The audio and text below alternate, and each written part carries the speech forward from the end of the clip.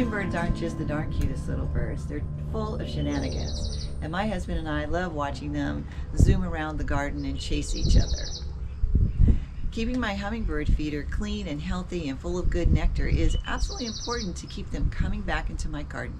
So let's go over a few things on how to make the nectar, how to keep our hummingbird feeder in really good shape, and how to change it out so we can attract other nectar-loving birds as well. Hooded Orioles are one of the birds that come to my hummingbird feeder in the spring and the summer. They are absolutely gorgeous. So I'm sure we can think of other birds that will be attracted to it as well. For a long time, I just used a hummingbird feeder that I picked up at the grocery store or at a department store because I really didn't know any different. But I learned that if you change out your hummingbird feeder, you can attract a lot of different birds that drink nectar to your garden. We have two different kinds of hummingbirds that live in my neighborhood, which is Southern California. We have a rufous hummingbird and we have the anise hummingbird. Now the rufous hummingbird hightails it to Mexico and has a nice winter vacation, but the anise hummingbird stays here and keeps its territory. Rufous will be back and they'll have lots of battles out in our garden. It'll be fun to watch. But in the meantime, I need to keep this hummingbird feeder nice and clean and ready to go.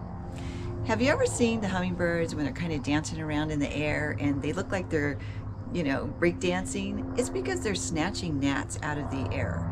In the winter time, they drink the nectar, but they also eat little gnats because they need the protein to make eggs for the springtime. I'll pop a few pictures of the hummingbirds up as we're going along because they're so cute to look at and they're kind of hard to get on film. So right now in my environment, and probably yours because it's mid-February, we don't really have very many flowers like the honeysuckle and the jasmine. There are no flowers. So they don't really have a place where they can get a lot of nectar. And I know they're not using as much nectar right now in the wintertime, but they still need it and we still love to watch them out the window. So we'll keep our hummingbird feeder nice and full and clean. There really isn't much to it when it comes to taking care of your hummingbird feeder, but let's go ahead inside. I'll show you the ratio for making the hummingbird nectar and how I keep these clean and welcoming to the hummingbirds because I want them coming back to my garden all the time. We just have a couple of things to do to get ready for our hummingbirds, our orioles, and maybe even the sparrows coming back into our garden. First thing we need to do is we need to make the nectar. Now the nectar is a 4-to-1 ratio. You're going to put 4 parts of water to 1 part of sugar. So I'm going to go over that right now. I have 1 cup of just tap water, not cold, not hot, not anything. And I have 1/4 cup of sugar. When I make hummingbird nectar, I generally double or triple the recipe. It's no problem when you do that. So I'm just going to pour my 1/4 cup of sugar into any type of a bowl would do with my 1 cup of water and just give it a really good stir. It only takes about 10 or 15 minutes for it to all come together and for the sugar to melt. So I basically just leave it on the counter and come back and stir it in a few minutes. And as you can see, it's a little bit cloudy. So we don't want cloudy. That's what we're trying to avoid.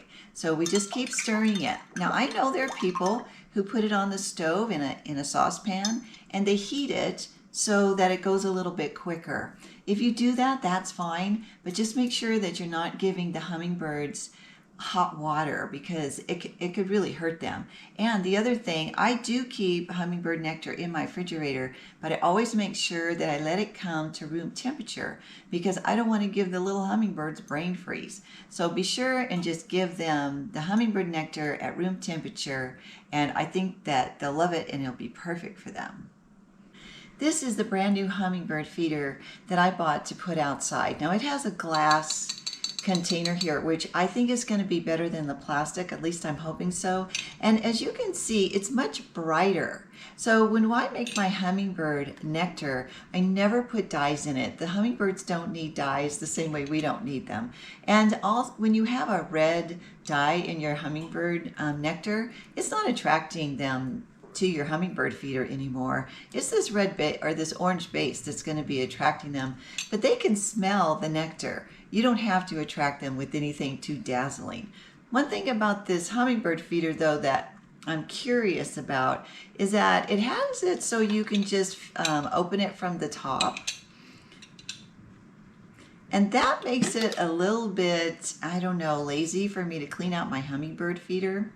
So I'm going to keep an eye on that, and I'm hoping that the glass will make a really big difference. But I do know I'm going to have to take it down at least once a month and clean it out really good. This one does have a couple of attachments that I wanted to show you that I'm kind of excited about.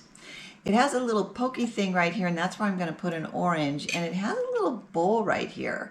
And I like the size of this bowl because it's very small. Hummingbirds get a little bit high, and so do the hooded orioles, on too much sweets, so we only want to give them a little dab. But let me demonstrate how you would do that. Put the orange and the jelly in there.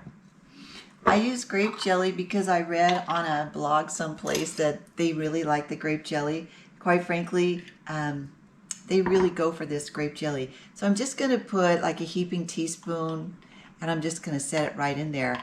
This is also going to attract sparrows. Now we have house sparrows pretty much most of the year, and they love the jelly. So they'll be coming like wild to this feeder as well. When it comes to the oranges, I just slice an orange in half. Now my mom has a Valencia orange tree, and I pick oranges from her tree and just pop them on here. I'm going to make a little hole in the bottom because it doesn't always stick in there that great. But there you go. The hummingbirds, the orioles, and the sparrows are going to be loving this, and they're going to be loving the jelly as well. But one more little thing I wanted to tell you. You've got this full of nectar, which is full of sugar and water, and then you have jelly and an orange, which very well could attract ants. So I have this little ant moat, is what it's called. It just goes right on top right here, and you put water in here. Whoops, I have it upside down. You put water in there, and then the ants can't get through to come down here and get into your hummingbird feeder.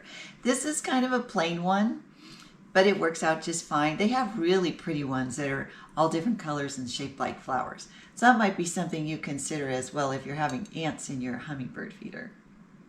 I use a dedicated sponge with my hummingbird feeders and with anything that I use outside because this does get bacteria on it that I don't want to spread through my kitchen. So usually I just use regular dish soap, and I make sure that I scrub all the insides of here. I notice a lot of black mold gets on the sides, and it gets around this part as well. So I want to make sure I get all that cleaned up. Now, honestly, that was about it. I keep my hummingbird feeder pretty clean. I also use this sponge just to clean the insides out as well, because they really do get this yucky black mold on them. But as you can see, my sponge just doesn't do a great job. So what I'm going to do is I'm going to put a little bit of dishwashing soap, and I am going to put this down in here. This thing works absolutely great to get the mold out of these little holes. And this is where they're putting their little tongue in there to get the nectar out. But it's coming out really nice and clean.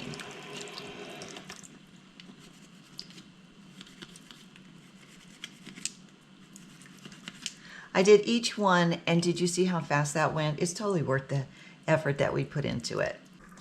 My hummingbird feeder is all clean and ready to go. So let's check on that nectar.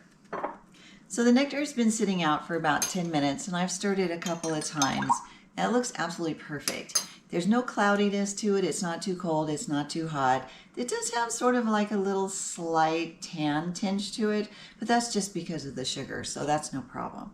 So all we're going to do now is just pour it into our hummingbird feeder. Put everything back together.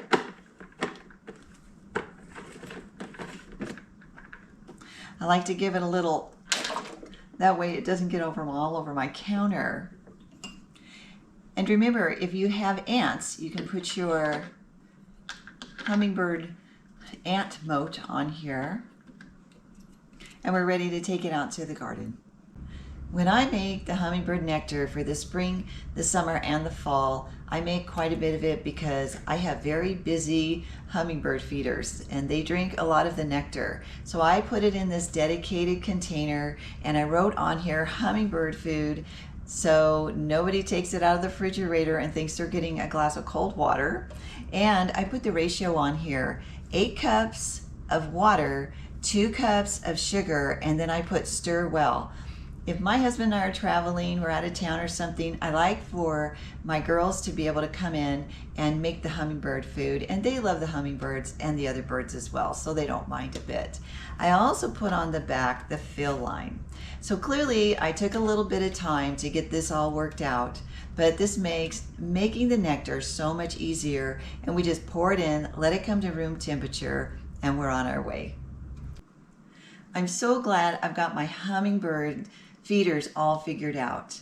The Annas are here by themselves and they're pretty well behaved, but the Rufus are going to be back pretty soon, and it's going to be battles and flybys and all kinds of interesting fun things to watch in the garden. The hooded Orioles, I've got prepared for them. I'm not sure which feeder they're going to like the best, but we'll see, and then I'll just keep one or the other, or if I get a whole bunch of birds, I'll keep them both out there. And it's fun for the hooded Orioles because they always make a little shriek before they come in. We always know they're here. The house finches, on the other hand, they're a little sneaky and they kind of sneak over very quietly when nobody's looking. We got this one completely set up. We've got our oranges, we have our jelly, and I'm going to put some nectar in here. The hummingbirds will be all set for the spring and through the rest of the season. So that's all I have to talk about in the garden.